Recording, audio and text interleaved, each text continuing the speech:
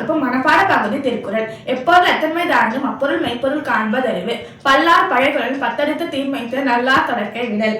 பண்ணெல்லாம் பாட கீழ்பிறர் கண்ணெல்லாம் கண்ணோட்டம் இல்லாத கண். அருமை உடைத்தேன் ரசமே வேண்டும் பெருமை முயற்சி தரும். முயற்சி திருவினையாக்கும் முயற்றின்மை இன்மை புகுத்து விடும். செயற்கை அறிந்து கடைத்தும் உலக தியற்கை அறிந்து செயல். பொருளல் அவரை பொருளாக செய்யும் பொருளல்ல தில்லை பொருள். குன்றேற யானை போர் கண்டற்றால் தன்கை தோன்றுண்டாக செய்வான் வினை. குற்றமிழனாய் குடிச்செய்து வாழ்வாயினை சுற்றமா சுற்றும் உலகு. இன்மையின் இன்னாத தியாதனை இன்மையின் இன்மையே இன்னாதது.